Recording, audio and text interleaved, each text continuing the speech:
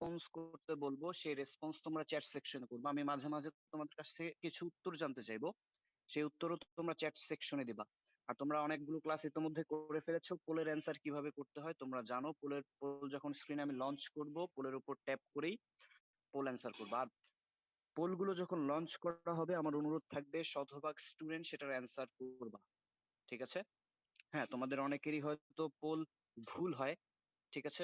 অনেক সময় দেখা যায় 60-70% ভুল উত্তর দিয়েছো, কোনো সমস্যা নেই, এখানে ভুল করো, সমস্যা নেই। এখানে ভুল থেকে শিখো, তাহলে আর ভুলবা না। প্রথম ভুলটা যদি পরীক্ষার হলে গিয়ে করো তাহলে সমস্যা, ঠিক আছে? সো আমার অনুরোধ থাকবে শতভাগ স্টুডেন্ট পোল এর অ্যান্সার করবা তোমরা। এতে করে যেটা হবে, তুমি অ্যান্সার করলে তুমি তোমার নিজস্ব কোনো না কোনো লজিক থেকে অ্যান্সারটা করছো।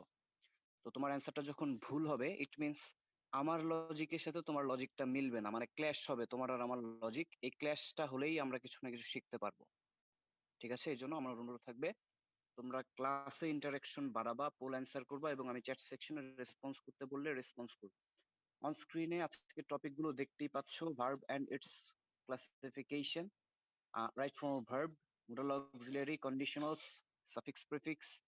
আর এগুলো হচ্ছে মোটামুটি তোমার memorizing part, vocabulary, appropriate preposition. Poem analysis নিয়ে আমি অল্প বিস্তর কথা ক্লাসের শেষ অংশে বলার চেষ্টা করব। আচ্ছা, আর সাফিক্স প্রিফিক্স এর কিছু অল্প শর্ট টেকনিক দেখিয়ে দিব, যেগুলো থেকে আমরা পার্টস অফ স্পিচ নির্ণয় করতে পারবো জেনারেলি। আচ্ছা, ওকে। আচ্ছা, ভার্বের যত ক্লাসিফিকেশন হয় সব একটা স্লাইডে নিয়ে আসার, একটা পেজে নিয়ে আসার চেষ্টা করেছি আমরা। দেখো, এখানে শুরুতেই ভার্বকে দুইটা ভাগে ভাগ করা হয়েছে, একটা হচ্ছে ফাইনাইট আর একটা হচ্ছে নন ফাইনাইট, ঠিক আছে? আচ্ছা, ফাইনাইট ভার্বের বেশ কিছু প্রকারভেদ আছে, নন ফাইনাইট ভার্বের বেশ কিছু প্রকারভেদ আছে। আজকে আমাদের লেকচারের জন্য গুরুত্বপূর্ণ হচ্ছে নন ফাইনাইট ভার্ব, কারণ দেখতেই পাচ্ছ এখানে জিরান্ড, পার্টিসিপল, ইনফিনিটিভ এগুলো রয়েছে। আচ্ছা, তো চলো আমরা একটু বেসিক জেনে নিই। আমরা শুরুতেই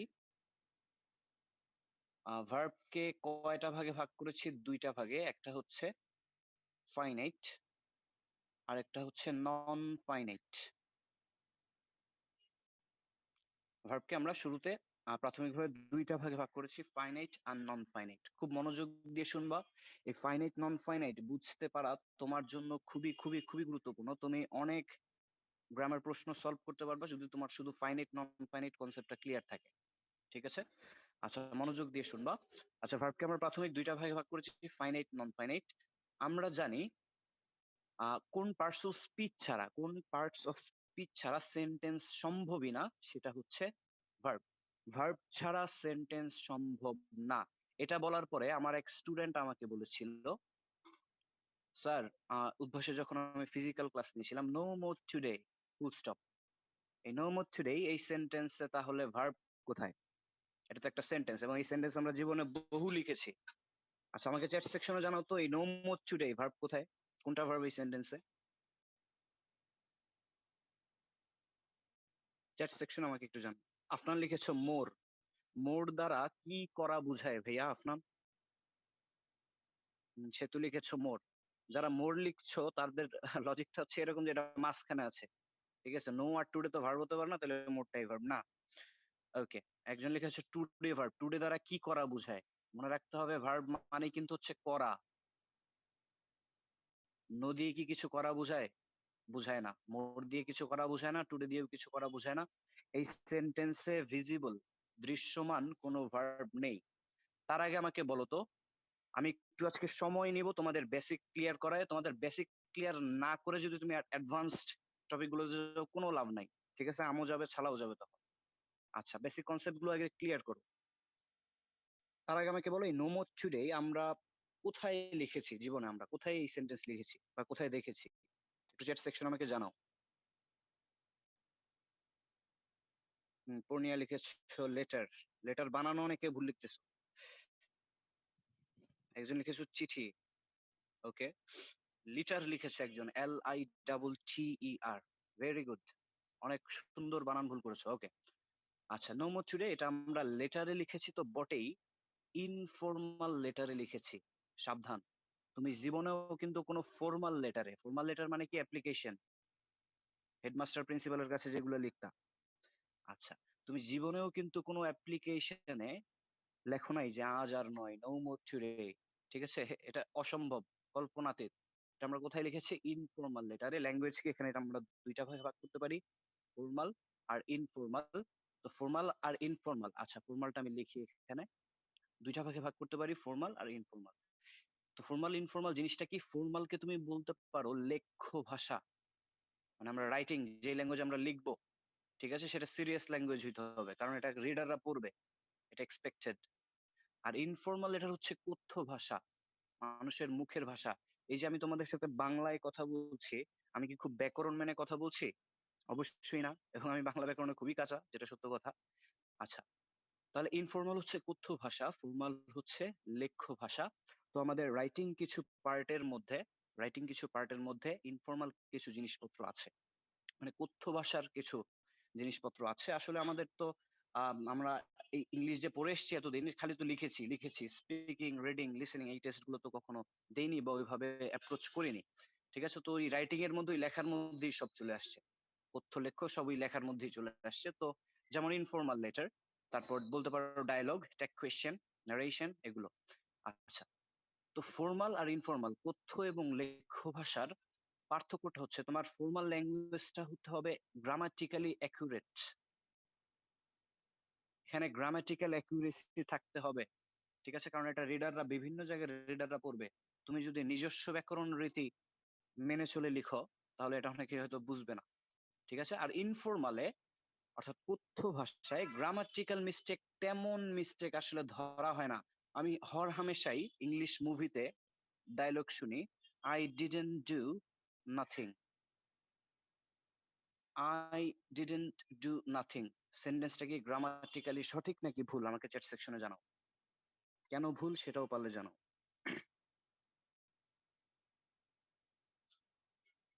একজন লিখেছো ভুক, VUK, তুষার দিয়ে লিখেছো ভুক, ভুক না, ভুল। আচ্ছা, স্পেলিং একটু ঠিক করে লিখো, বিশেষ করে কোশ্চেন অ্যান্সার সেকশনে। ওকে, এমনিতেই তোমরা ঠিক করে লিখলেই বুঝি না আমরা তোমরা কি লিখেছো, তাও সঠিক বানান লেখার চেষ্টা করো। আচ্ছা, আই ডিডন্ট ডু নাথিং সেন্টেন্সটা ভুল, কারণ একটা সেন্টেন্সে দুইটা নেগেটিভ থাকা গ্রামাটিক্যালি ভুল, কিন্তু স্পোকেন ল্যাঙ্গুয়েজে, কথ্য ভাষায় এটা ভুল না। কথ্য ভাষায় গ্রামাটিক্যাল মিস্টেক তেমন গুরুত্বপূর্ণ নয়, যতটা গুরুত্বপূর্ণ ফর্মাল রাইটিং এ, লেখ্য ভাষায়, ঠিক আছে? দ্যাট মিন্স আমি যখন বলছি ভার্ব ছাড়া সেন্টেন্স সম্ভব নয়, of course I am talking about formal language, of course I am talking about written language, not, I am not talking about informal language like this, no more today, আজ আর নয়, ঠিক আছে? ইনফর্মাল লেটারে আমরা ইউজ করেছি এই লাইন, ঠিক আছে? তো এই লাইনটাকে বড়জোর ফর্মাল করে লেখা যেতে পারে, লেখ্য ভাষা হিসেবে লেখা যেতে পারে, তখন ভার্ব দিয়েই লিখতে হবে। নো মোর টুডে মানে কি? আমি আজ আর লিখবো না, I will write no more today, ঠিক আছে? এখানে ভার্ব কোনটা? উইল রাইট, ঠিক আছে? লিখবো না, ঠিক আছে? করা, সরি। আচ্ছা, একজন লিখেছে করা কেন? আচ্ছা, আমি লিখবো না, তুমি কোন টেন্স বুঝতেছো? ওকে, আমি লিখি না, আমি লিখতাম না, নাকি লিখবো না? লিখবো না, ওকে, ঠিক আছে। আশা করি তাহলে ভার্ব সেন্টেন্সে থাকতেই হবে। Of course I am talking about formal language, not তুমি কিছু উল্টাপাল্টা মুভির ডায়লগ নিয়ে আসলা, এখানে ভার্ব নাই, এগুলো বললে হবে না। Of course we are learning formal language as we are learning grammar. Okay, আচ্ছা, ভার্ব ছাড়া সেন্টেন্স হবে না, মূলত ফাইনাইট ভার্ব ছাড়া সেন্টেন্স হবে না। কেন ফাইনাইট ভার্ব ছাড়া সেন্টেন্স হবে না? কারণ আমি যেই সেন্টেন্সই লিখি না কেন, আমি যেই সেন্টেন্সই লিখি না কেন, অবশ্যই সেটা না কোনো টেন্সে হতে হবে। আমি এমন কোনো সেন্টেন্স লিখতে পারি না ফরমালি যেটা কোনো টেন্সে হয়নি। তো একটা সেন্টেন্স কোন টেন্স আমরা কিন্তু বুঝতে পারি।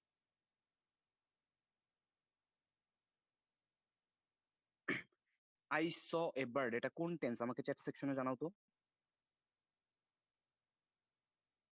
সাব্বির লিখেছো পাস্ট, পাস্ট কোন টেন্স?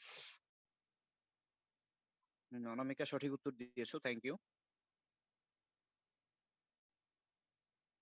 ওকে, পাস্ট ইনডিফিনিট, ভেরি গুড। এটা যে পাস্ট ইনডিফিনিট, এটা কি আমরা আই দেখে বুঝতেছি? না। এ দেখে বুঝতেছি, বার্ড দেখে বুঝতেছি না, আমরা কি দেখে বুঝতেছি? স দেখে। সেন্টেন্সের ভার্ব দেখে আমরা টেন্স বুঝতে পারি। যেই ভার্বটা দেখে টেন্স বুঝতে পারি সেটা হচ্ছে ফাইনাইট ভার্ব। ঠিক আছে?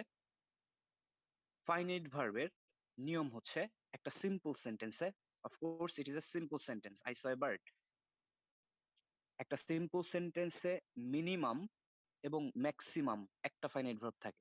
তার মানে একটা ফাইনাইট ভার্বই থাকে, একটার বেশিও থাকে না, কমও থাকে না। তার মানে ফাইনাইট ভার্ব একটা থাকতেই হয়। আবার এটার বেশিও থাকে না, একটাই থাকবে, একটার কমও থাকবে না, বেশিও থাকবে না।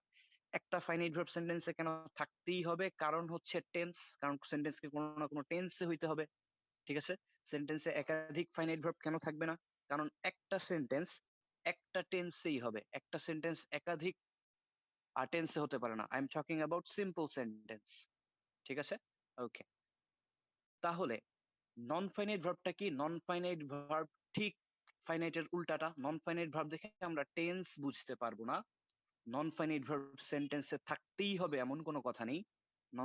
নন ফাইনাইট ভার্ব সেন্টেন্সে একটা থাকতে পারে, আবার একাধিকও থাকতে পারে, আবার নাও থাকতে পারে, কিন্তু ফাইনাইট ভার্ব সেন্টেন্সে থাকতেই হবে এবং একটাই থাকবে। তার মানে একটা সেন্টেন্সে যদি অলরেডি আমরা ফাইনাইট ভার্ব পেয়ে যাই, অলরেডি যদি আমরা ফাইনাইট ভার্ব পেয়ে যাই, তার মানে বাদ বাকি যত ভার্ব আসবে সব নন ফাইনাইট ভার্ব, এক বা একাধিক হতে পারে। যেমন আই স এ বার্ড, স তোমরা বলেছো ফাইনাইট ভার্ব, কেন? এটা টেন্স ডিটেক্টর। স দেখে আমরা এটা টেন্স বুঝতে পেরেছি। আই স এ বার্ড, আমি যদি লাস্টে আরেকটা ভার্ব লিখি, I saw a bird flying, ঠিক আছে, আমি একটা পাখি দেখেছিলাম উঠতে। ঠিক আছে, তো ফ্লাইং ভার্বের সাথেই আইএনজি যুক্ত হয় আমরা জানি। তো এটাকে যদি তুমি ভার্ব বলতে চাও, এটাকে কি ফাইনাইট ভার্ব বলা যাবে? এখানে ফ্লাইংটা কোন ভার্ব? আমাকে চ্যাট সেকশনে আনসার দাও তো।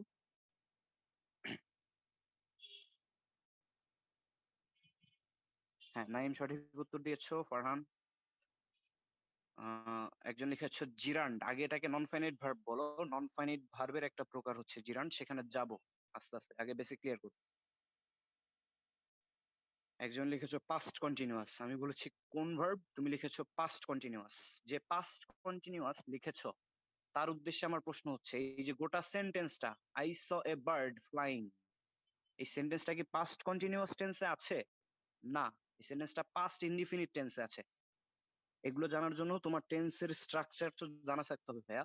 আই এখানে সাবজেক্ট, পাস্ট কন্টিনিউয়াস তখনই হবে যখন সাবজেক্টের পরে ওয়াজ ওয়্যার, তারপরে ভার্বের সাথে আইএনজি। এখানে সাবজেক্টের পরে কি ওয়াজ ওয়্যার আছে? না, এখানে সাবজেক্টের পরে ভার্ব টু, ভার্বের পাস্ট ফর্ম আছে। তাহলে পাস্ট ইনডিফিনিট।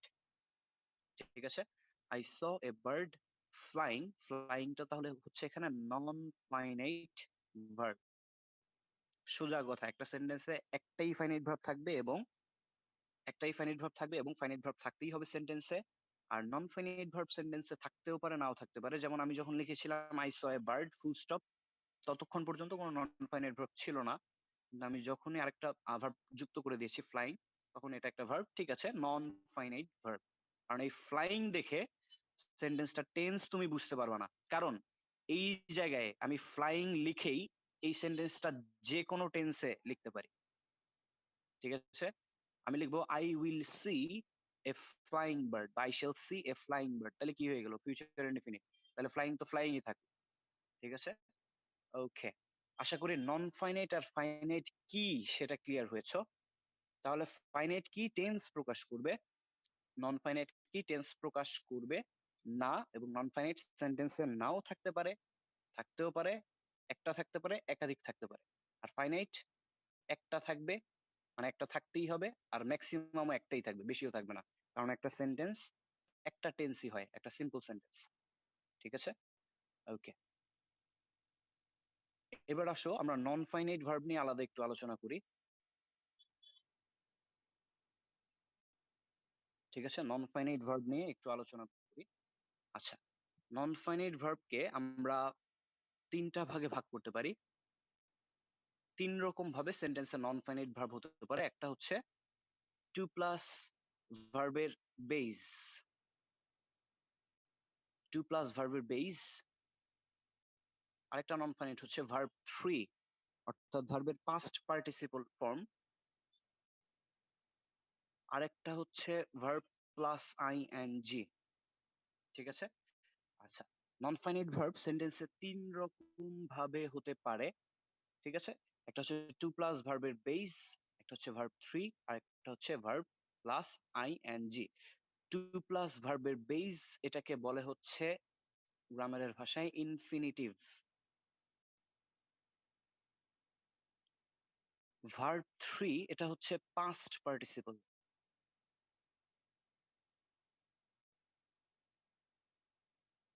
আর ভার্বের সাথে আইএনজি নন ফাইনাইট ভার্ব এটা কি হয়?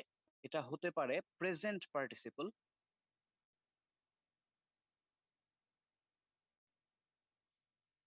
প্রেজেন্ট পার্টিসিপল, অথবা হতে পারে জিরান্ড।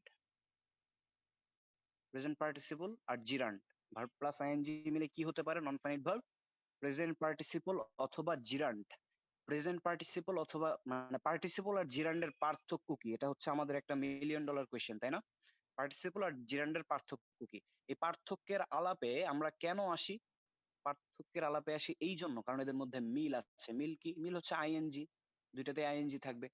তো এই মিল আছে বলেই আমরা পার্থক্যটা খুঁজতে যাই। ঠিক আছে? আচ্ছা, ওকে। আচ্ছা, তোমরা চ্যাট সেকশনে বিভিন্ন অপিনিয়ন দিচ্ছ। আচ্ছা, আমি তো জিরান্ড পার্টিসিপল এখনো বিস্তারিত যাইনি, যাব। আজকে আমাদের একটা মূল টপিক। ওকে। আচ্ছা, তাহলে নন ফাইনাইট ভার্ব এই তিন রকম ভাবে হয়। চলো কিছু এক্সাম্পল দেখে আসি। এক্সাম্পল হতে পারে we study dash get chance in DU or DMC. We study dash get chance in DU, গ্যাপে কি হবে বলো তো? আমাকে চ্যাট সেকশনে বলো।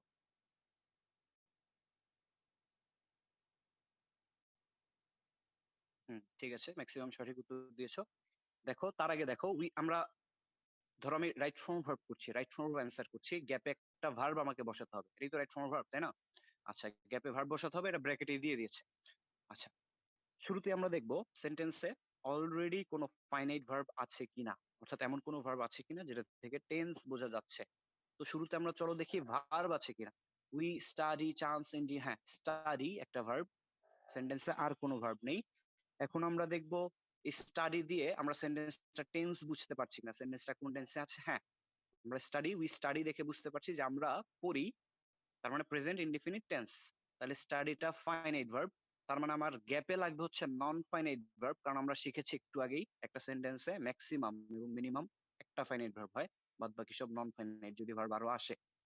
আচ্ছা, তাহলে এই গেট আমাদেরকে নন ফাইনাইট হিসেবে বসাতে হবে। তার মানেই কিন্তু হবে হয় টু গেট, গটেন, গেটিং। এই তিনটা অপশন আমাদের হাতে আছে। আমরা এটাকে নন ফাইনাইট ভার্ব হিসেবে বসাবো মানেই আমাদের হাতে অপশন হচ্ছে এই তিনটা। তাহলে we study to get chance in DU, we study gotten chance in DU, we study getting chance in DU. আচ্ছা, এখন কি করবা? শুনতে যেটা ভালো লাগে সেটা বসাবা না? এই ইনফিনিটিভ আমরা কখন বসাই নন ফাইনাইট হিসেবে? সেন্টেন্সটা যখন উদ্দেশ্য বোঝায়, উদ্দেশ্য বোঝায়। যেমন উই স্টাডি আমরা পড়ি, আমাদের উদ্দেশ্য কি? ড্যাশ চান্স ইন ডিউ, ডিউতে চান্স পাওয়া, তাহলে ইনফিনিটিভ উদ্দেশ্য বোঝাতে ব্যবহৃত হয়। ঠিক আছে, তাহলে we study to get chance in DU. Okay, তাহলে এটা কিসের এক্সাম্পল ছিল? আমরা ভার্ব হিসেবে ইনফিনিটিভ বা নন ফাইনাইট ভার্ব বসিয়েছি। ইনফিনিটিভ নন ফাইনাইট ভার্বেরই একটা প্রকার। সরি। আচ্ছা, এবার আসো পাস্ট পার্টিসিপল কিভাবে হতে পারে।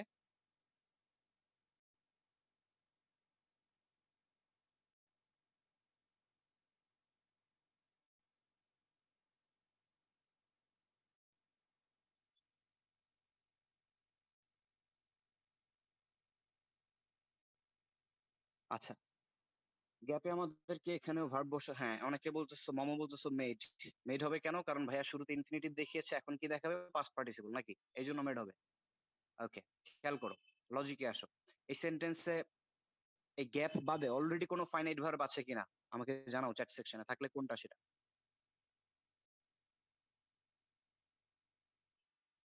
শামীম লিখেছো না, নাই।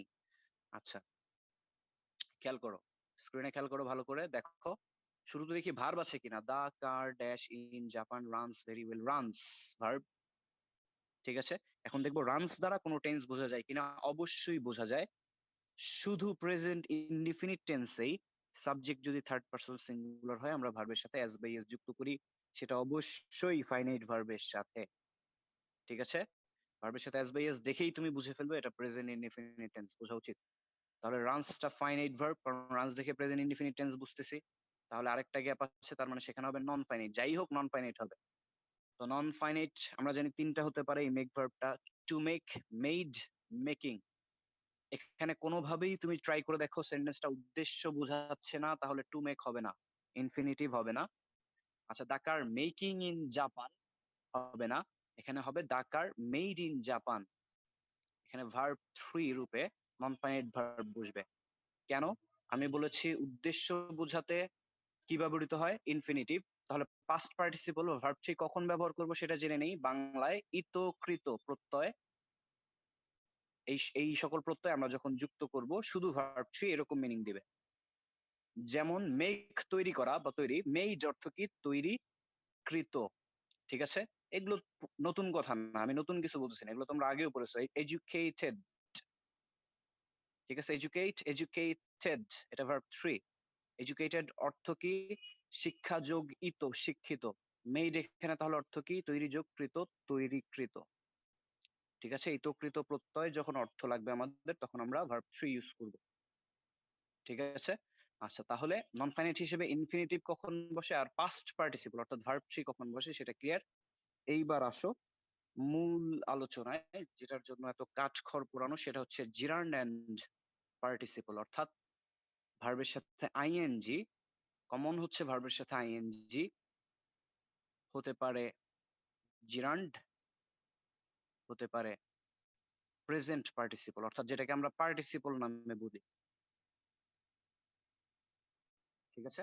আচ্ছা, এবার আসো ভার্ব প্লাস আইএনজি জিরান্ড কখন হয়, যখন পার্টস অফ স্পিচ হিসেবে সেটা নাউনের কাজ করে, তখন জিরান্ড হয়। আর পার্টিসিপল কখন হয়, পার্টস অফ স্পিচ হিসেবে যখন অ্যাডজেক্টিভের কাজ করে, তখন এটা হয় পার্টিসিপল। এটা হচ্ছে মূল পার্থক্য। আবারও বলছি শোনো, ভার্ব প্লাস আইএনজি যখন জিরান্ডের কাজ, নাউনের কাজ করে, তখন এটা হচ্ছে জিরান্ড। আর যখন অ্যাডজেক্টিভের কাজ করে তখন এটা হচ্ছে পার্টিসিপল। এখন কোশ্চেন হচ্ছে আমরা বুঝবো কিভাবে, ঠিক আছে। ওকে, চলো এক্সাম্পলে যাই।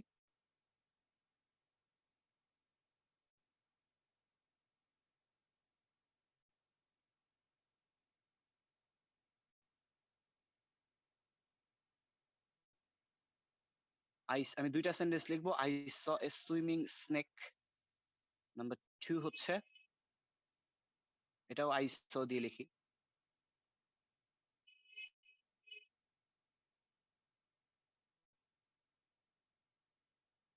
I saw a walking stick. এক নাম্বার সেন্টেন্সে সুইমিংটা জিরান নাকি পার্টিসিপল আমাকে চ্যাট সেকশনে জানাও। এক নাম্বার সেন্টেন্সে জিরান পার্টিসিপল, জিরান পার্টিসিপল। অনেকে লিখছো পার্টিসিওলি, মানে বানান ভুল, পি এর জায়গায় ও লিখতেছো। নাইম লিখেছো জিআর, জিরান। একজন লিখেছো পার্টিকল, ভেরি গুড, ওকে। একজন পার্টিসিপল লিখেছো ই দিয়ে। এই স্পেলিং মিস্টেক গুলো ঠিক করো ভাইয়া, রিডিং হ্যাবিট বাড়াও। রিটেনে কোনো মার্কস কিন্তু পরে পাবা না, এই স্পেলিং মিস্টেক টিচার কখনো ক্ষমা করবে না, এগুলো আগে গোল দিবে। ওকে, একটা স্পেলিং মিস্টেক মানে শুধু বানান ভুল না, এটা অনেক কিছু। এখানে তোমার আহ, তুমি যে নেগলেক্ট করছো, তুমি যে পড়ো নাই, তোমার রিডিং হ্যাবিট কম, অনেক কিছু প্রকাশ করে স্পেলিং মিস্টেক, ঠিক আছে। এটা মামুলি কোনো ভুল নয়। আচ্ছা, দুই নাম্বার সেন্টেন্সে ওয়াকিংটা কি আমাকে চ্যাট সেকশনে বলো। এক নম্বরে সবাই মিশ্র প্রতিক্রিয়া দেখিয়েছো, দুই নাম্বার সেন্টেন্সে ওয়াকিংটা কি। এখানেও মিশ্র প্রতিক্রিয়া দেখতে পাচ্ছি। কেউ ট্রাম্পের পক্ষে, কেউ জো বাইডেনের পক্ষে।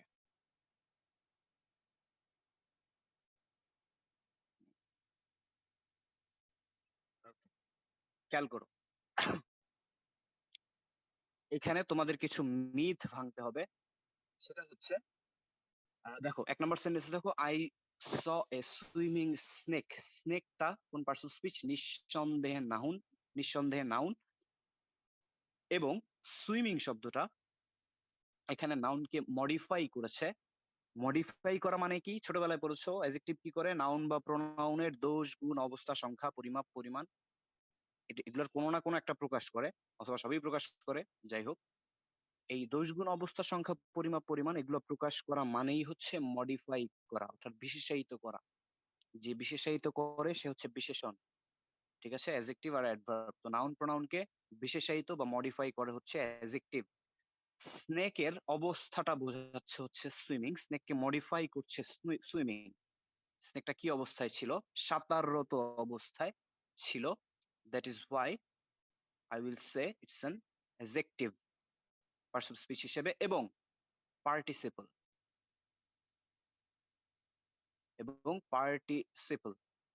এবং নন ফাইনাইট ভার্ব।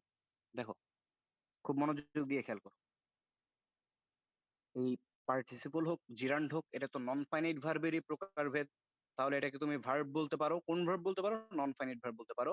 এটাকে এই সেন্টেন্সে এই আইএনজি যুক্ত শব্দটা অ্যাডজেক্টিভ কেন? কারণ সে নাউনকে মডিফাই করেছে, স্নেককে। ঠিক আছে? আচ্ছা, আর অ্যাডজেক্টিভ, আইএনজি যুক্ত শব্দ যখন অ্যাডজেক্টিভ হয় তখন আমরা তাকে কি বলি? পার্টিসিপল বলি।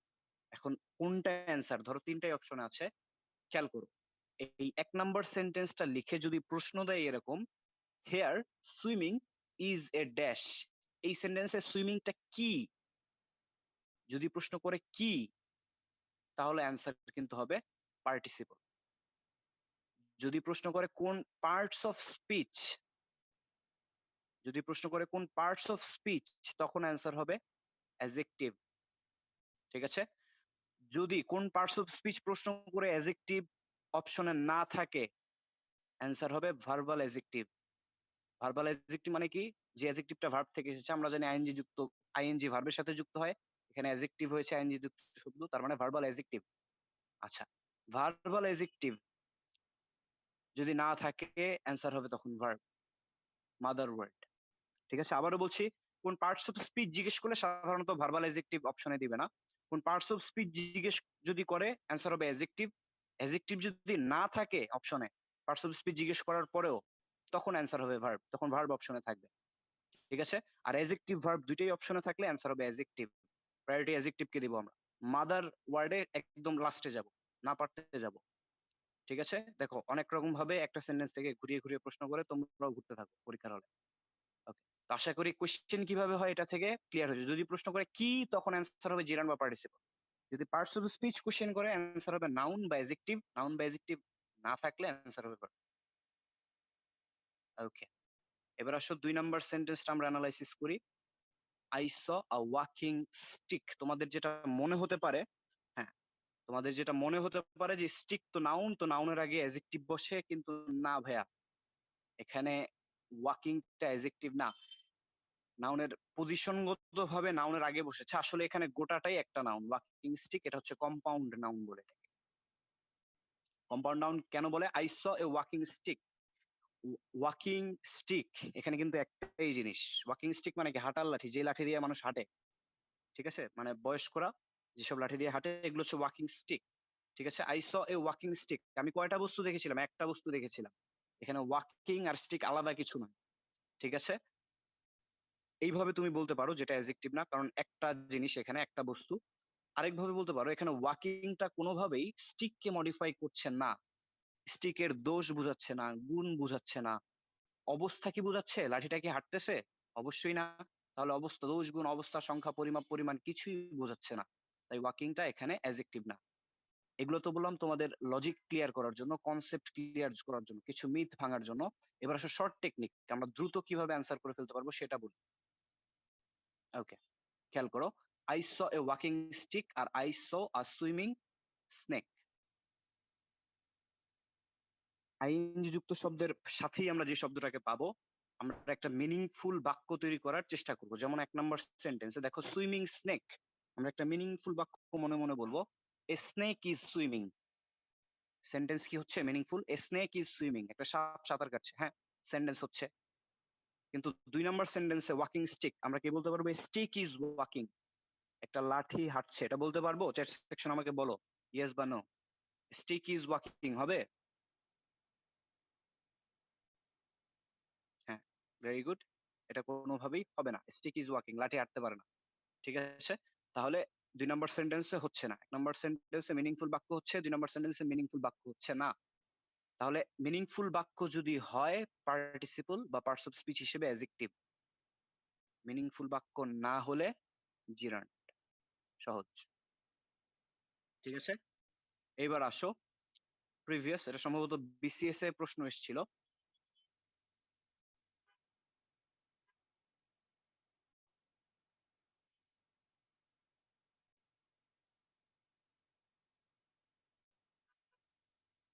এ rolling stone gathers no moss. এখানে রোলিংটা কি প্রশ্ন এসেছিল। তাহলে চলে আসো আমরা শর্ট টেকনিকে। Rolling stone. A rolling stone, rolling মানে কি? গড়াগড়ি করা। এ স্টোন ইজ রোলিং, একটা পাথর গড়িয়ে পড়ছে। এ rolling stone, A stone is rolling. Sentence কি হচ্ছে মিনিংফুল? হ্যাঁ হচ্ছে। পাথর তো গড়িয়ে পড়ে, আমরা জানি। ঠিক আছে? A rolling stone gathers no moss. Rolling stone এখানে বলেছে রোলিংটা কি? জিরান না পার্টিসিপল।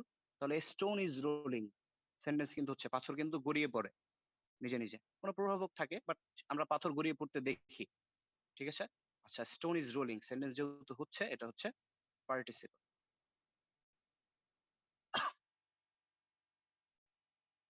আরেকটা সেন্টেন্স দিয়ে এটা তোমরা অ্যান্সার দিবা। আচ্ছা, আমরা এখান থেকে আর অ্যান্সার না করে তোমরা কতটুকু বুঝতে পেরেছো এটা বোঝার জন্য চলো আমি পোলে চলে যাই। পোলটা স্ক্রিন থেকে ভালো করে পড়ো, আমি লঞ্চ করব।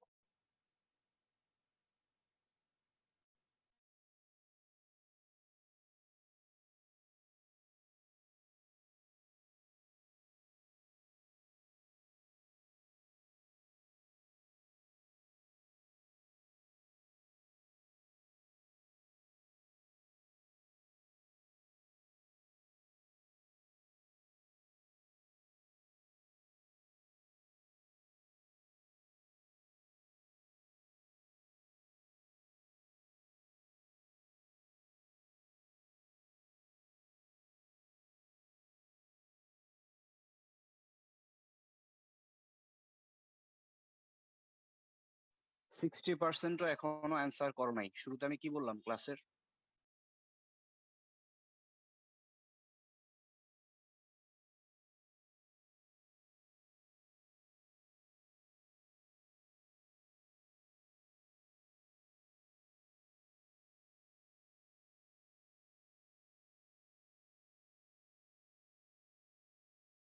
Last 5 seconds.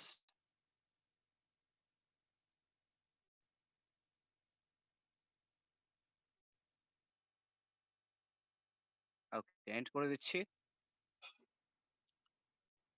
44% স্টুডেন্ট এটার ভুল উত্তর দিয়েছো। অলমোস্ট। খেয়াল করো স্ক্রিনে। ওকে, সরি। স্ক্রিনে খেয়াল করো সবাই, স্লাইডে ফিরে আসো। দেখো খুব সহজ সেন্টেন্স ছিল। I saw him walking. এই ধরনের সেন্টেন্সে পরীক্ষায় চলে আসতে পারে। ওকে, আই স হিম ওয়াকিং। তো আমরা আইএনজির সাথে যে ওয়ার্ডটা পাবো মার্ক করে নিব। মিনিংফুল বাক্য তৈরি করার চেষ্টা করব। He is walking, him is walking তো হবে না। মিনিংফুল বাক্য করা মানে কি? আমি শুধু সাবজেক্ট লাগে। তো হিম দিয়ে তো আর সাবজেক্ট হয় না। He is walking. মিনিংফুল বাক্য কি হচ্ছে? মিনিংফুল বাক্য হচ্ছে, তাহলে এটা কি? পার্টিসিপল। এখানে কি চেয়েছে? পার্টস অফ স্পিচ নাকি কি? The underlined word is a বা অ্যান ড্যাশ। হ্যাঁ, এটা কি চেয়েছে? কোন পার্টস অফ স্পিচ চাইনি, তাই এটার অ্যান্সার হবে পার্টিসিপল। ইভেন এখানে যদি ই নাম্বার অপশন আমি অ্যাজেক্টিভ দিতাম, অ্যাজেক্টিভ অ্যান্সার কিন্তু হতো না, কারণ এখানে জানতে চেয়েছে কি। ঠিক আছে? কোন পার্টস অফ স্পিচ জানতে চাইনি কিন্তু। আবার যখন পার্টস অফ স্পিচ জানতে চাইতো, পার্টিসিপল অ্যান্সার হতো না, তখন অ্যান্সার হতো অ্যাজেক্টিভ। ঠিক আছে? আশা করি বুঝতে পেরেছো। আরেকটা কোয়েশ্চেন, এটা বিসিএস এসেছিল, এটা তোমরা অ্যান্সার দেবা।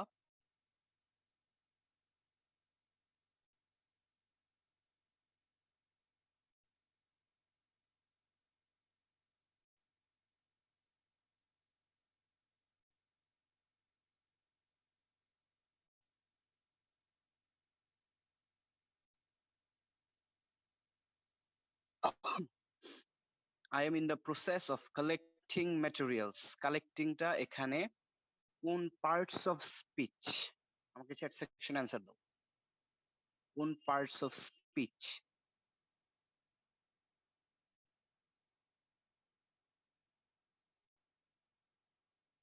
Noun, adjective, noun, adjective.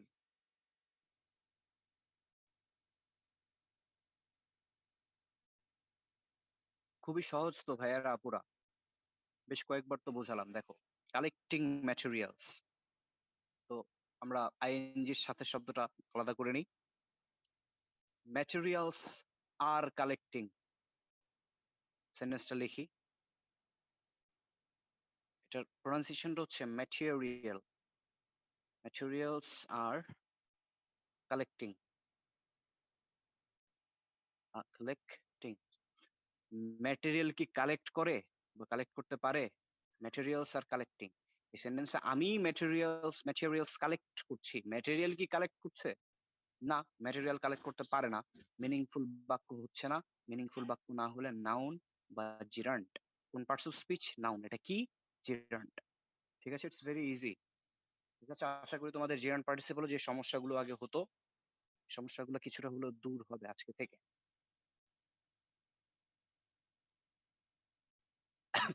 চলো ভার্বের ডায়াগ্রামটা আবার আমরা একটু দেখে নিই। নন ফাইনাইট ভার্ব কি আমি আলোচনা করেছি।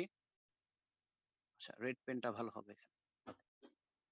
নন ফাইনাইট ভার্ব কি আলোচনা করেছি? Gerund, participle, infinitive. ঠিক আছে? আচ্ছা, পার্টিসিপলকে তিনটা ভাগে ভাগ করা হয়েছে: প্রেজেন্ট, পাস্ট। পাস্ট কোনটা? ওই যে ভার্ব থ্রি যেটা। ঠিক আছে? হ্যাঁ, তুষার দিয়ে লিখেছো পারফেক্ট পার্টিসিপল। দেখাবো ভাইয়া। ওকে, তাহলে প্রেজেন্ট পার্টিসিপল কোনটা? ওই যেটা অ্যাডজেক্টিভ হয়। আর পাস্ট পার্টিসিপল কোনটা? Verb three. The car made in Japan runs very well. তৈরিকৃত, শিক্ষিত, এগুলো হচ্ছে পাস্ট পার্টিসিপল। ঠিক আছে? আর পারফেক্ট পার্টিসিপল কোনটা? চলো, একজন লিখেছো যে ব্ল্যাঙ্ক মানে এক্সট্রা যে পেজ গুলো নিচ্ছি এগুলো স্লাইডে অ্যাড করে দিতে। হ্যাঁ, এগুলো পিডিএফ আকারে অটোমেটিক্যালি সেভ হচ্ছে এখনই। জাস্ট আপলোড করে দেবো ক্লাসের পরে। আচ্ছা, এবার আসলে পারফেক্ট পার্টিসিপলটা কি?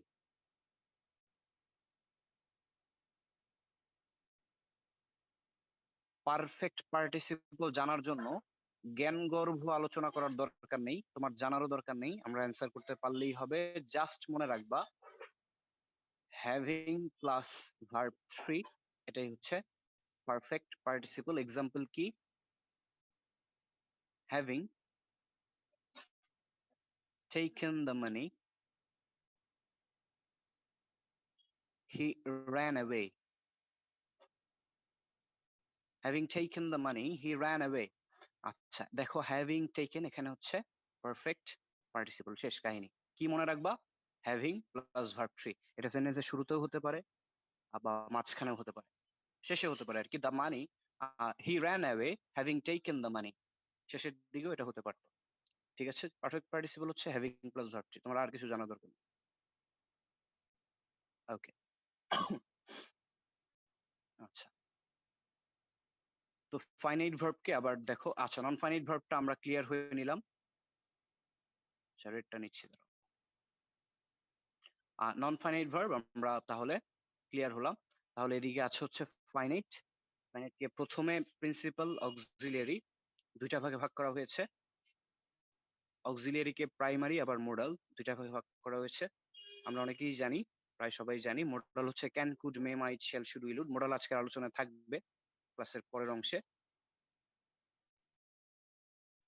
আর প্রাইমারি অক্সিলিয়ারি হচ্ছে to be, to do, to have, এই ভার্ব গুলো। অর্থাৎ টু বি হচ্ছে am, is, আর was, were। টু হ্যাভ হচ্ছে have, has, had। To do হচ্ছে do, did, done, does। Principal ভার্বকে দেখো তিনটা ভাগে ভাগ করা হয়েছে: ট্রানজিটিভ, লিঙ্কিং আর ইনট্রানজিটিভ। ট্রানজিটিভ আর ইনট্রানজিটিভটা কি এটা একটু বুঝতে হবে। দেখো,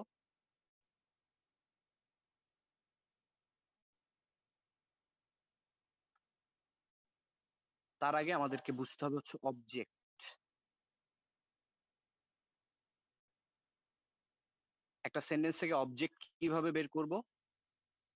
ভার্বকে আমরা প্রশ্ন করব কি বা কাকে।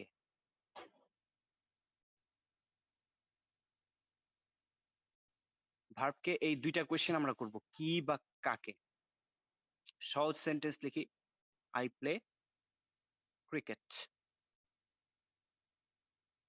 আরেকটা সেন্টেন্স লিখি, the sun rises in the east. আচ্ছা, সূর্য পূর্ব দিকে ওঠে আর I play cricket. সহজ দুইটা সেন্টেন্স। খেয়াল করো। অবজেক্ট সেন্টেন্স থেকে কিভাবে বের করব? ভার্বকে কি বা কাকে দ্বারা। ভার্ব অবশ্যই আমি সেন্টেন্সে পাবো। I am talking about formal language. আচ্ছা, এখানে কিছু জিনিস মাথায় রাখো। সেন্টেন্সে অবজেক্ট থাকতেই হবে এমন কোনো আইন নিয়ম কোনো দেশেই নাই, কোথাও নাই। অবজেক্ট থাকতেই হবে এমন কোনো কথা নাই। সেন্টেন্সে থাকতেই হবে এমন একটা জিনিসই আছে, সেটা হচ্ছে verb. Of course I am talking about formal language. সেন্টেন্সে থাকতেই হবে, এটা হচ্ছে শুধু ভার্ব। ঠিক আছে? অবজেক্ট থাকতেই হবে এমন কোনো কথা নেই। অবজেক্ট থাকতেও পারে, নাও থাকতে পারে। কি বা কাকে দ্বারা প্রশ্ন করে উত্তর পাইলে অবজেক্ট আছে, না হলে নাই। তাহলে এই ১ নাম্বার সেন্টেন্সে ভার্ব কোনটা? প্লে। আমি খেলি। কি খেলি? ক্রিকেট খেলি। তাহলে এটা অবজেক্ট। ঠিক আছে? কাকে খেলি? অ্যান্সার নাই। তাহলে সেন্টেন্সে অবজেক্ট একটা। ২ টা অবজেক্টও থাকতে পারে। কি কাকে দিয়ে প্রশ্ন করে তুমি ২ টা অ্যান্সারই পেতে পারো। তখন ২ টা অবজেক্ট থাকবে, সমস্যা নাই। আচ্ছা। সেকেন্ড সেন্টেন্সে অবজেক্ট কোনটা? আমাকে চ্যাট সেকশনে বলো তো।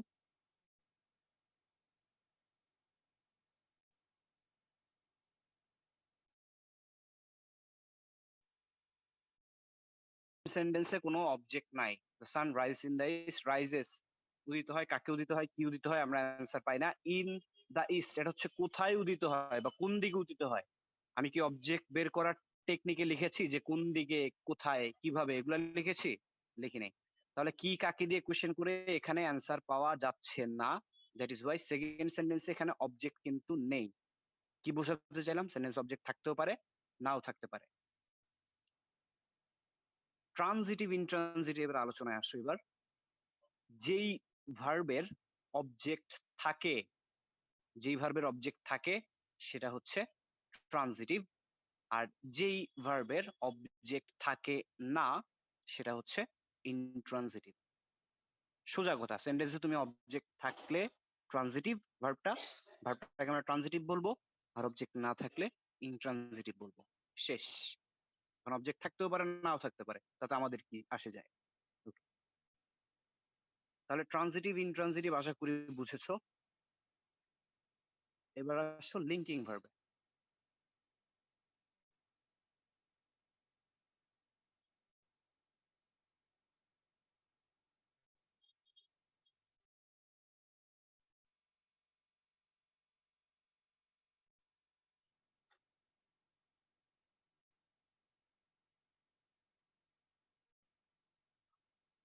আমি একটা সেন্টেন্স লিখেছি, শি ইজ বিউটিফুল।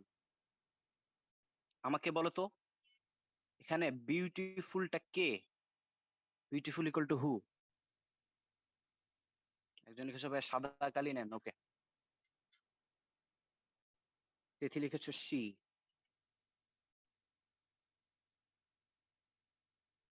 ওকে, হ্যাঁ, বিউটিফুল ইকুয়াল টু শি বা শি ইকুয়াল টু বিউটিফুল, মানে এই সেন্টেন্স আমি বলতে পারি সুন্দর মানেই হচ্ছে সে, সে মানেই হচ্ছে সুন্দর। এই সেন্টেন্সে কিন্তু বিউটিফুল অবজেক্ট না, মনে রাখবে। অ্যামিজার ওয়াজার এগুলো মূল ভার্ব হিসেবে ব্যবহৃত হলে এগুলো ইনট্রানজিটিভ হিসেবে ব্যবহৃত হয়। ঠিক আছে? তার মানে ইনট্রানজিটিভ মানে কি? অবজেক্ট থাকবে না। শি ইজ বিউটিফুল, এখানে ভার্বকে কি বা কাকে দ্বারা প্রশ্ন করে বিউটিফুল অ্যান্সার পাওয়া যায় না। বিউটিফুলটা হচ্ছে অ্যাডজেক্টিভ। ঠিক আছে? ওকে, খেয়াল করো। তাহলে আমি বলতে পারি beautiful equal to she, she equal to beautiful. এভাবে সাবজেক্টের ইকুয়াল যে যদি কোনো ইনফরমেশন থাকে, এটাকে কি বলে জানো? এই সেন্টেন্সে বিউটিফুলটা তো অবজেক্ট না অবশ্যই। কি বা কাকে দ্বারা প্রশ্ন করে বিউটিফুল অ্যান্সার পাই না আমরা। বিউটিফুলটা এখানে হচ্ছে সাবজেক্টিভ বা সাবজেক্টের কমপ্লিমেন্ট।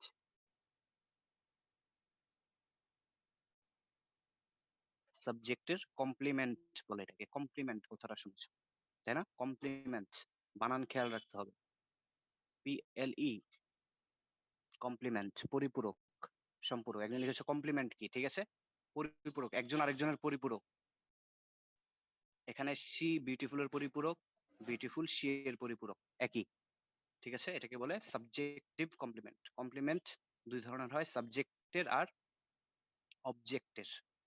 ঠিক আছে, তো এই সেন্টেন্সে বিউটিফুলটা সাবজেক্টকে ইন্ডিকেট করতেছে। ঠিক আছে, তো যেই সেন্টেন্সে এরকম সাবজেক্টের কমপ্লিমেন্ট আমরা পাবো, ভার্বটাকে বলবো হচ্ছে লিঙ্কিং।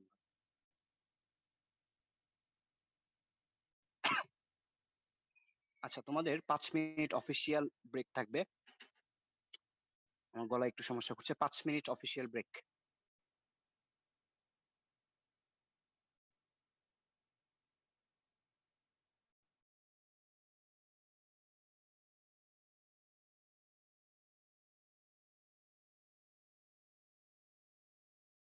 তারপর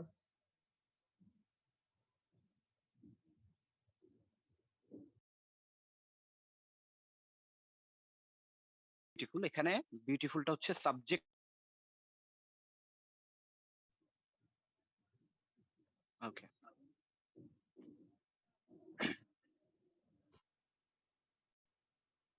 আচ্ছা, তো যেটা বলছিলাম, একজন লিখেছো দেখলাম যে অবজেক্ট কমপ্লিমেন্টটা বুঝান। অবজেক্ট কমপ্লিমেন্ট তো বুঝেই নাই এখন, আবার বুঝাবো কিভাবে? আচ্ছা, খেয়াল করো, শি ইজ বিউটিফুল, এখানে বিউটিফুলটা হচ্ছে সাবজেক্টের পরিপূরক বা সম্পূরক। কারণ তোমরা সবাই লিখেছো বিউটিফুল কে, beautiful she, she equal to beautiful, beautiful equal to she. এগুলাকে বলে সাবজেক্টের কমপ্লিমেন্ট। সেন্টেন্সে যখন সাবজেক্টের কমপ্লিমেন্ট থাকে, ভার্বটাকে আমরা বলি লিঙ্কিং ভার্ব।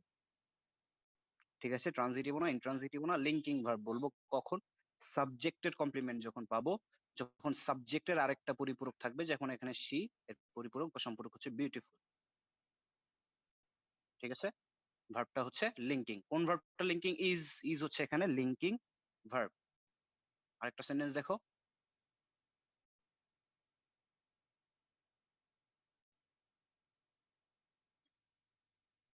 হানি টেস্টস সুইট। ঠিক আছে, এখানে হানি মধু মানেই মিষ্টি, মিষ্টি মানেই এখানে সুইট আর হানি একে অপরের পরিপূরক। সুইটকে তুমি সাবজেক্টের কমপ্লিমেন্ট বলতে পারো, তাহলে টেস্টটা কি? Linking verb. ঠিক আছে, সহজ কথায়। এবার আসো অবজেক্টের কমপ্লিমেন্ট কি। মনে রাখবা, কমপ্লিমেন্ট গুলা নিজেরা কখনো অবজেক্ট হয় না। ঠিক আছে, যেমন বিউটিফুল কিন্তু আগের সেন্টেন্স অবজেক্ট ছিল না, সাবজেক্টের কমপ্লিমেন্ট ছিল, আর ইস ছিল লিঙ্কিং ভার্ব।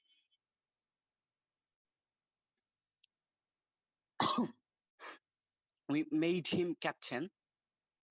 উই মেড, আমরা বানিয়েছিলাম কাকে, কি বানিয়েছিলাম, কাকে বানিয়েছিলাম? কাকে বানিয়েছিলাম? হিম, তাকে। তাহলে হিম হচ্ছে অবজেক্ট। তোমাদের মনে হতে পারে কি বানিয়েছিলাম, ক্যাপ্টেন বানিয়েছিলাম, কিন্তু না, এই সেন্টেন্সের মূল অবজেক্টটা আসলে হিম। আমরা বলতে পারি হিম ইকুয়াল টু ক্যাপ্টেন। মনে রাখবা, অবজেক্ট সব সময় এই জিনিসটা, এই জায়গাটা ভালো করে বুঝো। তোমরা অবজেক্টের কমপ্লিমেন্টকে অনেক সময় অবজেক্ট বলে ফেলো।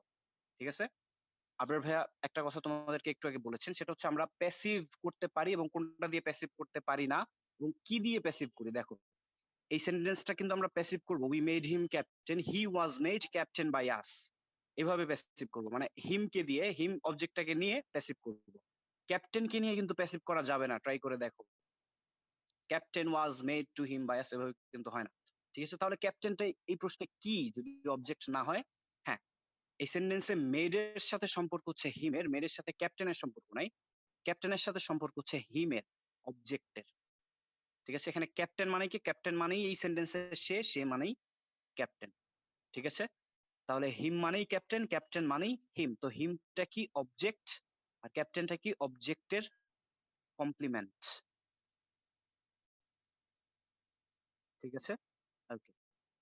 তাহলে সেন্টেন্সে সাবজেক্টের কমপ্লিমেন্ট যদি আমরা পাই, ভার্বটা যেন কি ভার্ব? আমাকে চ্যাট সেকশনে বলো তো,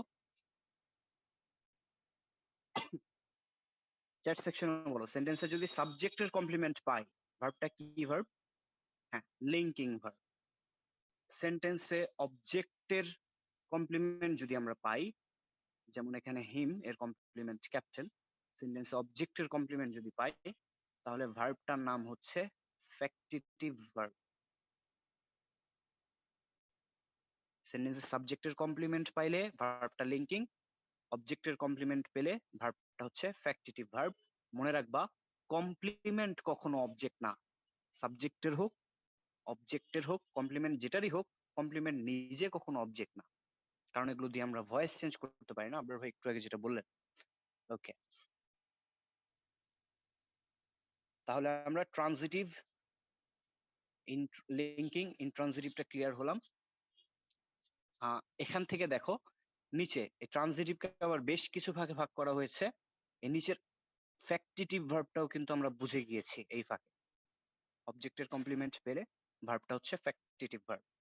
ঠিক আছে, মেড, অ্যাপয়েন্টেড, এই ভার্বগুলো হয় সাধারণত। ঠিক আছে, পজিটিভ আজকের একটা বড় আলোচনা জুড়ে থাকবে। আর রিফ্লেক্সিভ ভার্ব কোনটা?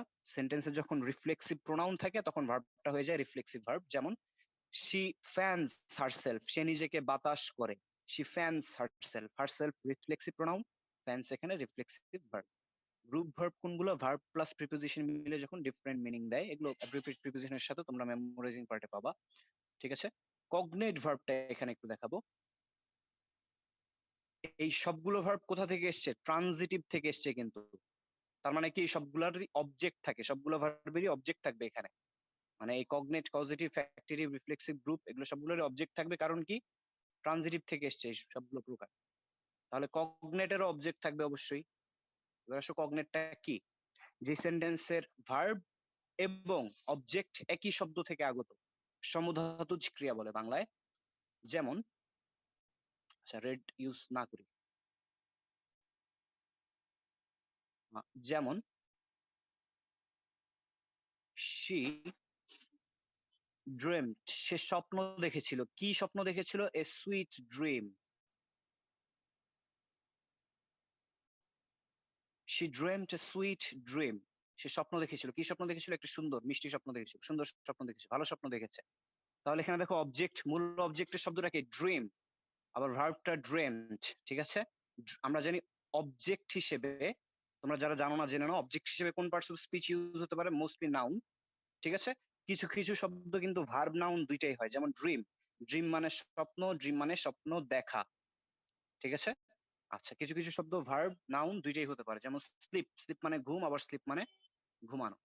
তাহলে she dreamed a sweet dream, তাহলে এখানে অবজেক্ট হচ্ছে ড্রিম, ড্রিমড ভার্ব, ভার্ব আর অবজেক্ট একই শব্দ থেকে আসলে এই ভার্বটা হচ্ছে কগনেট ভার্ব। আরো উদাহরণ কি? He ran a race, run আর রেস একই শব্দ থেকে এসছে। তার he slept a sound sleep, বেশ এক ঘুম ঘুমিয়েছে, বেশ এক খেলা খেলেছে, বাংলায় তোমরা হয়তো পড়েছো। ঠিক আছে, আচ্ছা he slept a sound sleep, সে ভালো এক ঘুম ঘুমিয়েছে। স্লেপ্ট ভার্ব, আবার স্লিপ অবজেক্ট। ভার্ব এবং অবজেক্ট একই শব্দ থেকে আসলে এটাকে বলে কগনেট ভার্ব, ভার্বটাকে বলে কগনেট ভার্ব। ঠিক আছে, ওকে। আর রিফ্লেক্সিভটা তো বললাম, রিফ্লেক্সিভ প্রোনাউন থাকলে ভার্বটা হচ্ছে রিফ্লেক্সিভ, আর গ্রুপ ভার্ব হচ্ছে ওই যে অ্যাপ্রোপ্রিয়েট প্রিপোজিশনের অংশে, তোমরা মুখস্থ করবা। এটা মুখস্থের বিষয়, এখানে বোঝানোর কিছু নেই। আচ্ছা, কজিটিভটা আজকের একটা বড় আলোচনা জুড়ে থাকবে আমাদের।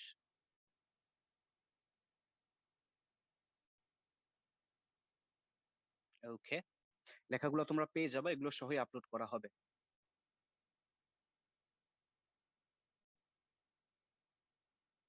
আচ্ছা, পোল 2 তে যাওয়ার আগে বিষয়গুলো বুঝিয়ে নিই, যাতে তোমরা পোলটা সঠিক উত্তর করতে পারো, না হলে যেই ক্যাটাস্ট্রফি দেখা যায় ভয় পেয়ে যাই মাঝে মাঝে। ওকে, পজিটিভটা কি? আচ্ছা, পজিটিভ বা পজিটিভ ভার্ব যেটাই বলো। আচ্ছা, এই পজিটিভ ভার্ব মানেই হচ্ছে আরেকজনকে দিয়ে করানো। ঠিক আছে, আরেকজনকে দিয়ে করানো, মানে আমি নিজে কাজ করব না, আমি আরেকজনকে দিয়ে কাজটি করিয়ে নেব। ঠিক আছে, যেমন আই মেড ইউ ড্যাশ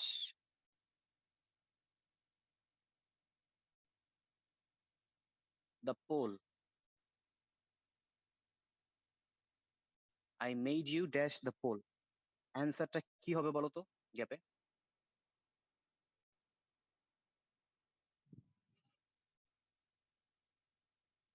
দুলা সঠিক উত্তর দিয়েছো। হ্যাঁ, অপশন দিলে প্যাচ লাগবে। এটা কি টু অ্যান্সার হবে নাকি শুধু অ্যান্সার হবে? নাকি অ্যান্সারিং হবে নাকি অ্যান্সার্ড হবে, কোনটা হবে অ্যান্সার? একজন লিখেছে টু টু অ্যান্সার, একজন লিখেছে অ্যান্সারিং। ওকে, ঠিক আছে, বিষয়টা জানো না, জেনে নাও। তার আগে আসো পজিটিভ থেকে প্রশ্ন কি ধরনের হবে, সেন্টেন্সটা ভালো করে খেয়াল করো, টাইপিং বন্ধ করো, স্ক্রিনে তাকাও, দেখো সেন্টেন্সটা ভালো করে খেয়াল করো। I made you dash the poll, এই সেন্টেন্সে অলরেডি কিন্তু একটা ফাইনাইট ভার্ব আছে, I made you, made, I made you, এটা পাস্ট ইনডিফিনিট, ঠিক আছে, সাবজেক্ট এর পরে পাস্ট ইনডিফিনিট, এটা পাস্ট ইনডিফিনিট টেন্স, মেডটা হচ্ছে তাহলে ফাইনাইট ভার্ব।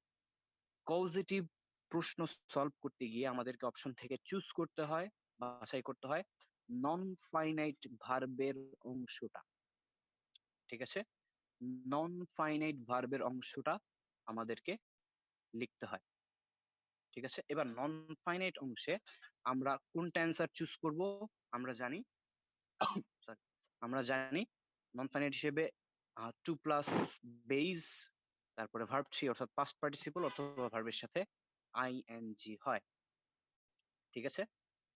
এখানে তোমাদেরকে একটু হিন্টস দিতে হবে, একটু আলোচনা করতে হবে ইনফিনিটিভের একটা অংশ নিয়ে, যেটা হচ্ছে বেয়ার ইনফিনিটিভ। বেয়ার ইনফিনিটিভ, শুধু ইনফিনিটিভটা কি, শুধু ইনফিনিটিভটা হচ্ছে টু প্লাস বেইজ, ভার্বের বেইজ যেটা আমরা পড়েছি। আর বেয়ার ইনফিনিটিভ হচ্ছে টু প্লাস ভার্বের বেইজ কিন্তু টুটা অদৃশ্য থাকে, ঠিক আছে, টু প্লাস ভার্বের বেইজ কিন্তু টুটা অদৃশ্য থাকে, এটাকে বলে হচ্ছে কি ইনফিনিটিভ, বেয়ার ইনফিনিটিভ। এটার আরেকটা নাম হচ্ছে জিরো ইনফিনিটিভ, নাম শুনে ঘাবড়ানোর কিছু নেই, একই জিনিস, জিরো ইনফিনিটিভ। মানে কি টু প্লাস ভার্ব ওয়ানের টুটা অদৃশ্য থাকে, উজ্জ্ব থাকে, এবং এটা উজ্জ্বই রাখতে হয়। কেন উজ্জ্ব রাখতে হয়, কখন উজ্জ্ব রাখতে হয়, একটা সেন্টেন্স লিখছি দেখো, I watched him dash A die B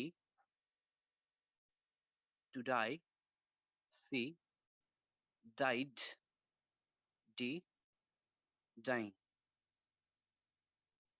আচ্ছা, আই ওয়াচড হিম ড্যাশ, এখানে কোনটা অ্যান্সার হবে? অনামিকা সঠিক উত্তর দিয়েছো, মালিহা ভুল লিখেছো, অনেকেই ডাইং লিখছো।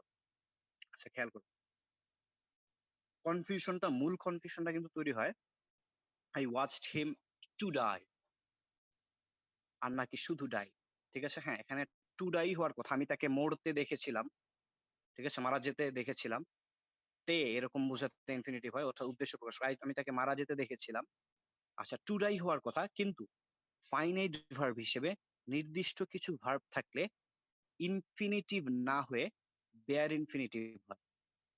কিছু নির্দিষ্ট ফাইনাইট ভার্ব থাকে, ফাইনাইট ভার্ব হিসেবে কিছু নির্দিষ্ট শব্দ, নির্দিষ্ট ভার্ব বসলে ইনফিনিটিভ না হয়ে অর্থাৎ টু প্লাস বেজ না হয়ে শুধু বেজ হয়, অর্থাৎ টুটা উজ্জ্ব থাকে। Make, help, watch, behold, let, এরকম একটা লিস্ট আছে, নেক্সট কোন একটা ক্লাস তোমাদেরকে দেখানো হবে। আচ্ছা, তো আজকে কজিটিভের জন্য এই বেয়ার ইনফিনিটিভটা গুরুত্বপূর্ণ। এখানে হবে I made you answer, to answer হবে না, ম্যাক্সিমাম অ্যান্সার করে হচ্ছে to answer. I made you answer the poll, এটা হবে answer. I made you to answer হবে না, কারণ মেক হচ্ছে ওই রকম একটা ভার্ব যেটা থাকলে বেয়ার ইনফিনিটিভ করতে হয়, ঠিক আছে। আচ্ছা, পজিটিভের সাথে এটাকে আমরা কিভাবে রিলেট করব, পজিটিভ মানেই হচ্ছে বলেছি আরেকজনকে দিয়ে করানো, সব বেয়ার ইনফিনিটিভ কিন্তু পজিটিভের জন্য হবে এমন না, ঠিক আছে। যেমন আই ওয়াচড হিম ডাই, ঠিক আছে, আই ওয়াচড হিম ডাই, এটা কিন্তু পজিটিভ না, ঠিক আছে, আরেকজনকে দিয়ে করানো হয়নি। I made you answer the poll, আমি তোমাকে পোল অ্যান্সার করতে বাধ্য করেছিলাম, মানে আমি আর বাধ্য করেছি, আরেকজনকে দিয়ে করিয়েছি, পোল অ্যান্সার করিয়েছি, এটা হচ্ছে পজিটিভ।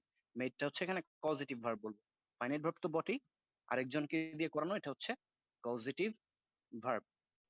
এবার আসো, কি কি দিয়ে, কোন কোন ভার্ব দিয়ে পজিটিভ করা যায় সেটা তোমাদের জন্য জানা ইম্পর্টেন্ট। কোন কোন ভার্ব দিয়ে পজিটিভ করা যায়, ওকে, ফিমা লিখেছো এখানে মেড পজিটিভ, হ্যাঁ, ওকে। আমরা make, let, have, help, get. এই 5টা ভার্ব দিয়ে পৃথিবীর সব ভার্বকে পজিটিভ ভার্ব করতে পারি, মানে আরেকজনকে দিয়ে করাবো, এই 5টা ভার্ব ইউজ করে করতে পারি। ঠিক আছে? আচ্ছা, এখন এই 5টার কোনটা থাকলে ইনফিনিটিভ হয়, কোনটা থাকলে বেয়ার ইনফিনিটিভ হয়, আসো তাহলে দেখে নেই। এই make, let, have, make, let, have, এগুলোর পরে যখন তুমি ব্যক্তি পাবা, মেক, লেট, হ্যাভ এর পরে যখন ব্যক্তি পাবা, ঠিক আছে, এই মেক, লেট, হ্যাভ তো সেন্টেন্সে ফাইনাইট ভার্ব হিসেবে থাকবে, পজিটিভে আমাদেরকে বসাতে হবে কি নন ফাইনাইট ভার্বটা, অর্থাৎ পরের অংশের ভার্বটা, নন ফাইনাইট ভার্ব। ঠিক আছে, মেক, লেট, হ্যাভ এর সাথেই যদি তুমি ব্যক্তি পেয়ে যাও, নিঃসন্দেহে তুমি কি দিবা, ভার্বের বেইস, অর্থাৎ বেয়ার ইনফিনিটিভ, টু প্লাস ভার্বের টু উজ্জ্ব রাখবা, ভার্বের বেইস, ডিরেক্ট একদম মূল ভার্বের মানে ভার্বের মূল ফর্মটা বসবে, বেইস ফর্ম। কখন, লেট, মেক, হ্যাভ এর পরে ব্যক্তি পেলে। ঠিক আছে, যেমন আই মেড ইউ, মেড এর পরে ইউ ব্যক্তি, অ্যান্সার দ্য কোয়েশ্চেন, অ্যান্সার হয়েছে, ভার্ব বেস হয়েছে। ঠিক আছে, একইভাবে সেন্টেন্সটা এমন হতে পারতো, I let you answer the question, I have you answer the question, I had you answer the question. ঠিক আছে, এই হ্যাভ হ্যাড হতে পারে, মানে পাস্ট হতে পারে। ঠিক আছে, আচ্ছা, হেল্প, আচ্ছা হেল্পটা পরে লিখি, আগে গেটটা লিখি, তাহলে তোমাদের সুবিধা হবে। তাহলে আমরা মেক, লেট আর হ্যাভ এর পরে ব্যক্তি পেলে বেস দিব, কিন্তু গেটের পরে যদি ব্যক্তি পাই, টেনশনের কিছু নয়, আমরা প্র্যাকটিস করব, পোল থাকবে, আরো ক্লিয়ার হবে। গেটের পরে যদি ব্যক্তি পাই, তারপরে বেয়ার ইনফিনিটিভ না, শুধু ইনফিনিটিভ, মানে ডিরেক্ট ইনফিনিটিভ হবে, টু প্লাস ভার্বের বেস। ঠিক আছে, I got you to answer the poll, তখন টু কিন্তু দিতে হবে, মানে গেট থাকলে ইনফিনিটিভ, মেক, লেট, হ্যাভ থাকলে বেয়ার ইনফিনিটিভ, কখন, যখন এগুলোর পরে ব্যক্তি থাকবে। ঠিক আছে, ওকে। আর হেল্প থাকলে কি হবে, হেল্পের পরে পোলটা আমি লঞ্চ করব।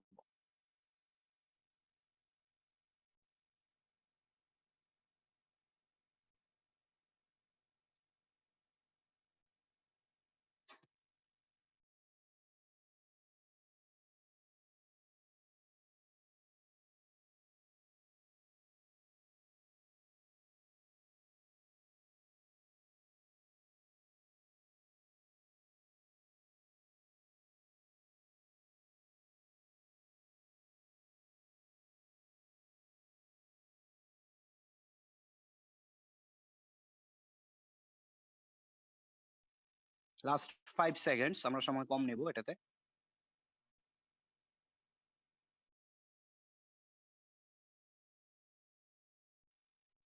ওকে, মেজরিটি সঠিক উত্তর দিয়েছো। হুম, আনসার হবে বি নাম্বার, সরি। ওকে, খেয়াল করো, স্ক্রিনে খেয়াল করো। আচ্ছা দেখো, শি হ্যাড, হ্যাভ আছে এখানে, অর্থাৎ হ্যাভ ভার্বটা পজিটিভ রূপে আছে, এটা পাস্ট ফর্মে হয়েছে। হ্যাঁ, পাস্ট ফর্মে হতে পারে, সবসময় মেক থাকবে এমন না, মেডও হতে পারে, গট হতে পারে, গেট থাকবে এমন না সবসময়। ওকে, তো আমরা দেখবো হ্যাভ বা হ্যাড যাই থাকুক, এটার পরে ব্যক্তি নাকি বস্তু। এখানে হ্যাড এর পরে কি আছে, হার হেয়ার, তার চুল, তার চুল কি ব্যক্তি নাকি বস্তু, পার্সন অর থিং। তার চুল নিশ্চয়ই ব্যক্তি না, চুল ব্যক্তি হতে পারে না, চুল হচ্ছে বস্তু। তাহলে হেড এর পরে এখানে হচ্ছে আমরা ভার্ব থ্রি, এখানে হেড এর পরে বস্তু দেখতে পাচ্ছি, তাহলে এখানে কি দিতে হবে, ভার্ব থ্রি। তো কাট ভার্বের verb one, verb two, verb three একই। ঠিক আছে, সেম, কাট কাট কাট। ওকে, তাহলে এখানে হবে কাট। ঠিক আছে, তবে আমার ধারণা ই নাম্বার আরেকটা অপশন দিয়ে বা ডি নাম্বারে যদি কাটেড লিখে দিতাম, তোমরা অনেকে কাটেড উত্তর করতাম। আচ্ছা, মনে রাখবা, কাট কাট কাট, এই ভার্বের 3টা ফর্মই একই। এরকম আরো ভার্ব আছে, cast cast cast, put put put. ঠিক আছে, পুট ভার্বেরও 3টা ফর্ম একই, কাস্টের, টেলিকাস্ট, ব্রডকাস্ট, এগুলোরও 3টা ফর্ম একই। তাহলে এখানে ভার্ব থ্রি রূপে কাট হয়েছে কেন, কারণ হ্যাভ এর পরে বস্তু আছে। ঠিক আছে? সাব্বির লিখেছো রিড, হ্যাঁ, রিড স্পেলিং এক, তবে প্রনাউন্সিয়েশন ডিফারেন্ট। ওকে, এখানে তোমাদের বোঝার জন্য আরো বিস্তারিত আমি লিখে দিয়েছি, এগুলো অলরেডি বুঝে গিয়েছো। Have, get, make, let, help, এই 5টা দিয়ে পজিটিভ করা যায়। ঠিক আছে, দেখো কিছু এক্সাম্পল আমরা সলভ করি। দেখো জন হ্যাজ অ্যালেক্স, দেখো হ্যাভ ভার্বটা পেয়েছি অ্যালেক্স, তাহলে হ্যাভ এর পরে ব্যক্তি, হ্যাভ এর পরে ব্যক্তি হলে কি হয়, ভার্বের বেস ফর্ম, এই যে ক্লিন বেস ফর্ম বসেছে। হি অলওয়েজ হ্যাজ মি, মি ব্যক্তি, ঠিক আছে, হ্যাজ এর পরে ব্যক্তি।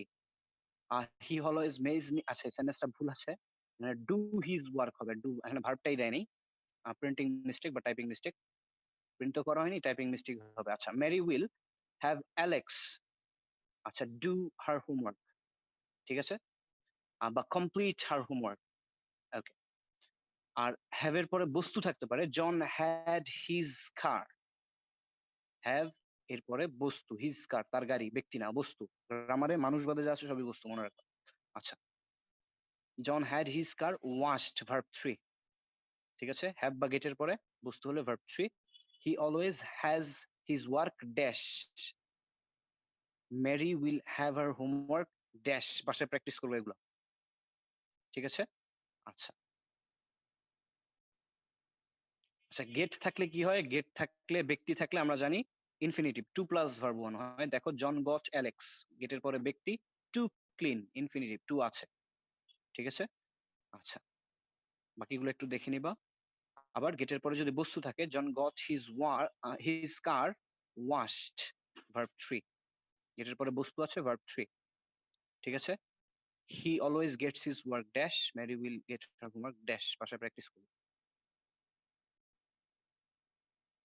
দেখো আচ্ছা, রবার্ট মেড মি, এই সেন্টেন্সটা দেখো, রবার্ট মেড মি, মেকের পরে ব্যক্তি, তাহলে বেয়ার ইনফিনিটিভ, অর্থাৎ টুটা উজ্জ্ব থাকবে, শুধু ভার্বের বেস ফর্ম হবে, হ্যাঁ বিট, এখানে কিন্তু টু বিট লেখা হয়নি, এগুলো একটু বাসায় প্র্যাকটিস করবে, একই প্রায় সব।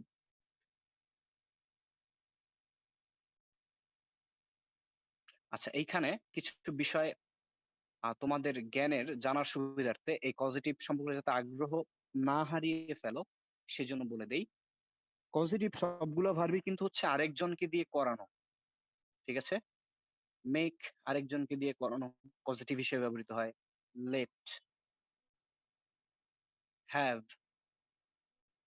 গেট, হেল্প, এই 5টা ভার্বই তো, 5টা ভার্ব তাহলে অর্থ কি দেয়, আমি একটা সেন্টেন্সে তোমাদেরকে দিয়েছিলাম, I made you answer the poll, I let you answer the poll, I had you answer the poll, সবই সবভাবেই করা যায়, সবগুলো ভাব দিয়ে করা যায়। তাহলে অর্থের পার্থক্যটা কি? মেক মানে হচ্ছে বাধ্য করা, কাউকে পড়তে বাধ্য করা। লেট মানে হচ্ছে অ্যালাউ করা, অর্থাৎ পারমিট করা,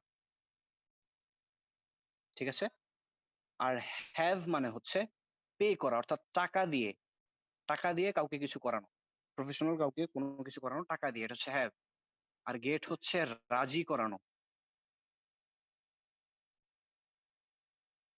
আর হেল্প অর্থ আমরা জানি সাহায্য, কাউকে সাহায্য করা, কেউ করবে আমরা তাকে সাহায্য করবো, এটা হচ্ছে হেল্পের পজিটিভ। খেয়াল করো, মেক মানে আমি কাউকে বাধ্য করব, মানে এখানে আমার সুপেরিয়রিটি বেশি। লেট মানে আমি অ্যালাউ করব, এখানেও আমার সুপেরিয়রিটি বেশি। হ্যাভ মানে আমি পেমেন্ট করব, এখানে সম্পর্কটা স্বাভাবিক, গিভ অ্যান্ড টেক, আমি তাকে টাকা দিব, সে আমার জন্য কাজ করবে, মানে আরেকজনকে দিয়ে আমি করাচ্ছি টাকা দিয়ে। আর গেট মানে রাজি করানো, মানে এখানে যে করবে তার সুপেরিয়রিটি বেশি, প্রাধান্য বেশি, আধিপত্য বেশি। আচ্ছা, হেল্প সাহায্য করা, ঠিক আছে, আমি কাউকে সাহায্য করবো, এখানে তুমি বলতে পারো আমার প্রাধান্য বেশি, ঠিক আছে। Okay, এটা হচ্ছে অর্থ, এই স্লাইডটাও তোমরা পেয়ে যাবে, আপলোড করে দিব। ওকে, এই পোলটা বুঝানোর আগেই লঞ্চ করব, সবাই অ্যান্সার করবো দেখি।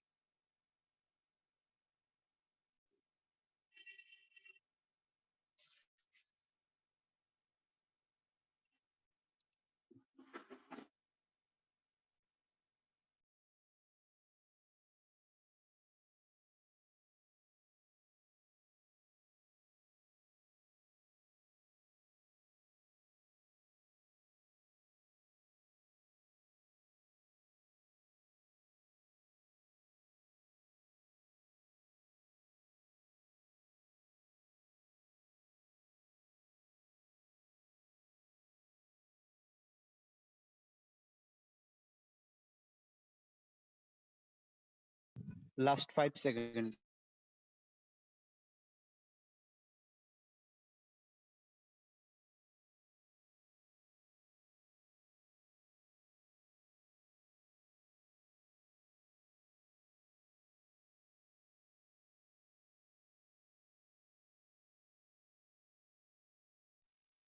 ওকে,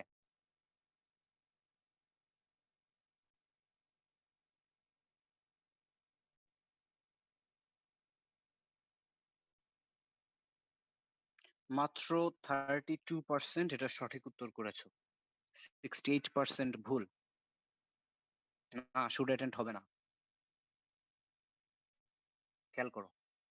আচ্ছা, এই ফলে দেখলাম তোমাদের কি অবস্থা, কে কে বিষয়টা অলরেডি জানো। ওকে, নো প্রবলেম, আজকে আমরা জানবো। আচ্ছা, ভার্বের মুড হয় দুইটা। মুড মানে বলার ভঙ্গি। একটা ভার্ব বলার ভঙ্গি দুই রকম ভাবে হতে পারে। একটা হচ্ছে ইন্ডিকেটিভ, আর একটা হচ্ছে সাবজাংটিভ। এই দুইটা ভাগে আমরা ভাগ করে নিলাম আমরা আমাদের সুবিধার্থে। ভার্বের মুড অর্থাৎ বলার ভঙ্গি দুইটা হতে পারে, ইন্ডিকেটিভ আর সাবজাংটিভ। নামগুলা গাল ভরা কিন্তু বিষয় সহজ, দেখো। আচ্ছা, খেয়াল করো, নাম শুনে কাঠকুঠা নাম শুনে ঘাবড়ে যেও না, এগুলো বিষয় খুবই সহজ। ইন্ডিকেটিভ মুডে ভার্ব আমরা কি বলি? করে, খায়, ঘুরে, ঘুমায়, করে, যায়, ভর্তি হয়, অ্যাডমিট, ঠিক আছে, খেলে। এটা হচ্ছে ইন্ডিকেটিভ। সাধারণত আমরা ইন্ডিকেটিভই একদম 99% ক্ষেত্রে আমাদের ভাষায় ইউজ করি, মানে ইংলিশ যে পড়ি সব ইন্ডিকেটিভ মুডেই সাধারণত পড়ি। আরেকটা মুড কি আছে? সাবজাংটিভ। ইন্ডিকেটিভ যেখানে আমরা বলি করে, এটার সাবজাংটিভ মুডটা হচ্ছে করুক, যাক, সে সেখানে যাক, আমি চাই সে সেখানে যাক, আমি পরামর্শ দেই সে সেখানে ভর্তি হোক, আমি তাকে উপদেশ দিয়েছিলাম সে মাঠে গিয়ে খেলুক, ঠিক আছে। এই করুক, যাক, ভর্তি হোক, খেলুক, ঠিক আছে, এগুলো হচ্ছে সাবজাংটিভ মুড। আর সাধারণ মুড এটাকে হচ্ছে ইন্ডিকেটিভ, যেটা আমরা বেশি ইউজ করি, করে, যায়, ভর্তি হয়, খেলে, খায়, ঘুমায়, ঠিক আছে। আর ঘুমাক, করুক, যাক, ভর্তি হোক, খেলুক, ঠিক আছে, এই ভার্ব এই মুডটা হচ্ছে সাবজাংটিভ মুড। তো এই সাবজাংটিভ মুড আমরা সেন্টেন্সে আনবো কিভাবে? আচ্ছা, খেয়াল করো, ব্ল্যাঙ্ক স্লাইডেই দেখাই।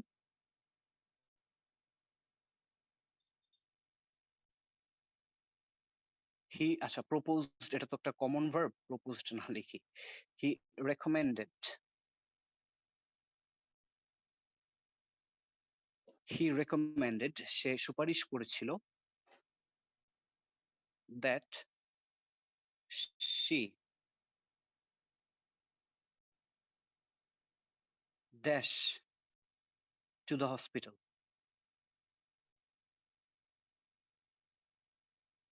ব্র্যাকেটে গো। আচ্ছা, এখন আমরা সাধারণ আমজনতা আমরা কি করব? এখানে গোজ দিয়ে দিব।